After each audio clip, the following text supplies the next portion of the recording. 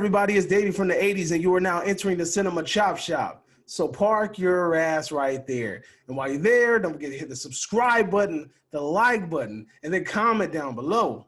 Today is a new day, so you already know we are looking at another review. Like I said in my previous video, there ain't out there to watch because of COVID. So because of COVID, I have been rewatching a bunch of older movies that I feel like deserve a little bit of spotlight on my channel.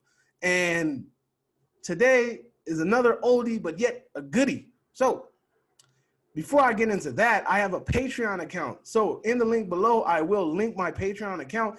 You, my friend, could become a Patreon. You can sit back and you can sign up and you can point me in the direction of different films that you want me to review. Hell, if you want me to review a freaking music album, a whole album, I'll do that too. I'll give my honest opinion on that. So with that being said, we're now entering my review. But before that, also down below, there will be an Amazon link to the film that I am about to recommend. And boy, is it a good one. From 2001, we have Joyride. Now, when I think about Joyride, the first thing that pops in my head is one word. And that word is candy cane. Oh, candy cane. Man, look, this movie to me feels like an updated version of Duel. And if anybody's seen Duel, or if you haven't seen Duel, you need to go ahead and watch that movie because that movie is fantastic.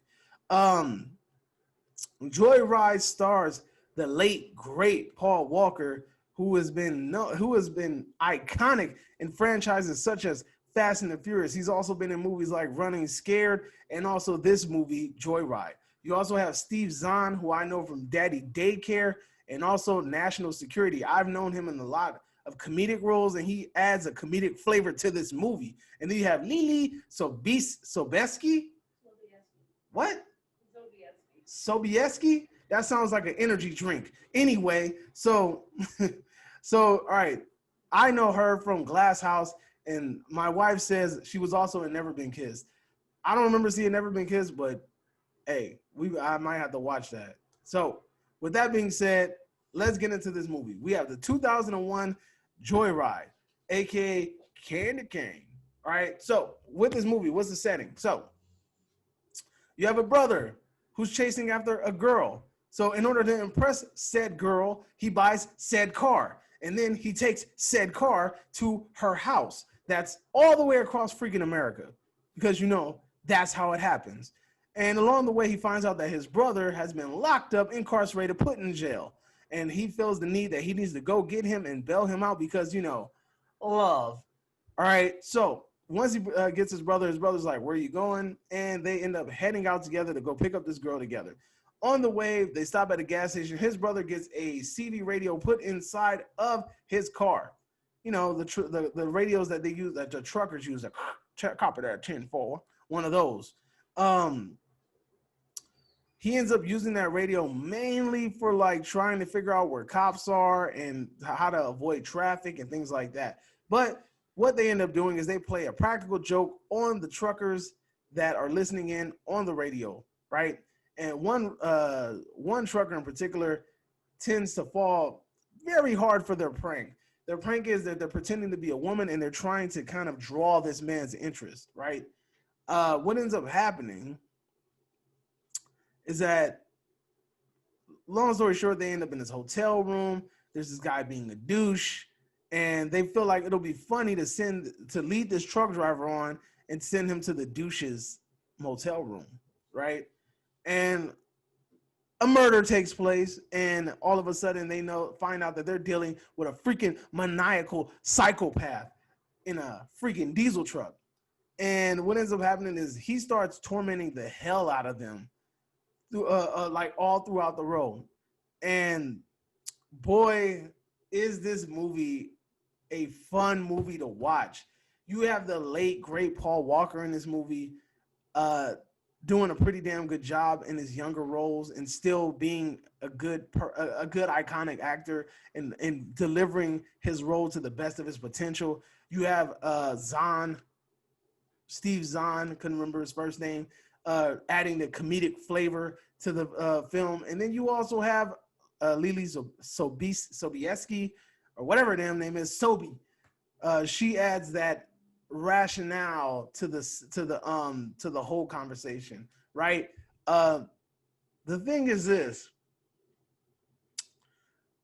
I remember when I watched this movie, I don't remember them showing Rusty Nail's face. Like, I don't remember them showing his face at all. And they showed his face quite a few times towards the end. You kind of get an idea of what he looks like. But I don't know why. I always thought he was like disfigured or something. But anyway, I digress. The one thing I really liked about this movie is the pacing. The pacing of the movie is great because it starts off and it's all amped up, and you go through it and you're on a freaking adrenaline rush, and then it just calms down. But then, you know, like, it's not the end of the movie, so something else might happen. And then it picks back up, and then that's when you go all the way to the climax. The movie has very good pacing. The actors in the movie keep you engaged. They keep you laughing. They keep you interested and entertained. They do an amazing job at this.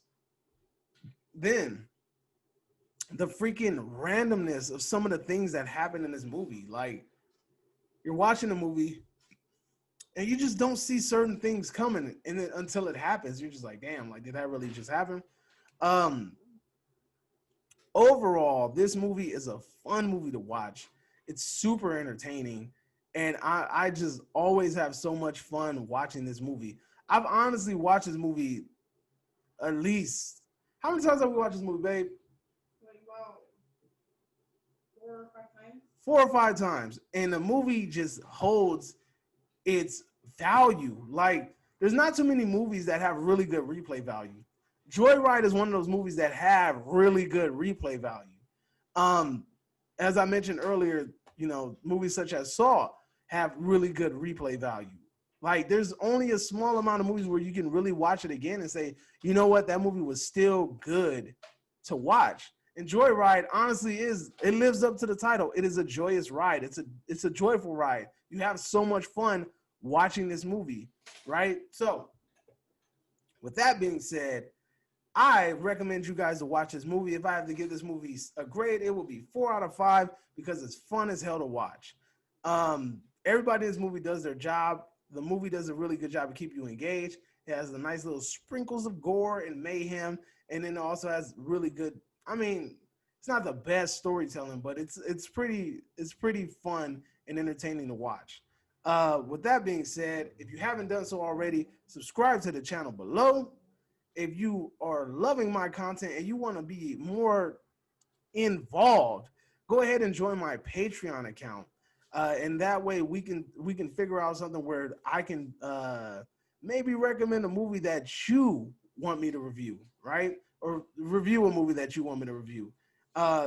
Also, in the link below, if you are interested, I will link Joyride. I feel like anybody that has a horror movie collection, this needs to be added to it always because it's such a fun movie. You need to put that baby right there next to movies like Duel and Hitcher, right? And even Maximum Overdrive. Throw that baby in there somewhere. Just sprinkle it in there. With that being said, you are now exiting the Cinema Chop Shop. I hope you guys are having a great day, and I hope I was able to distract you from all the noise that's going on in today's world. Adios.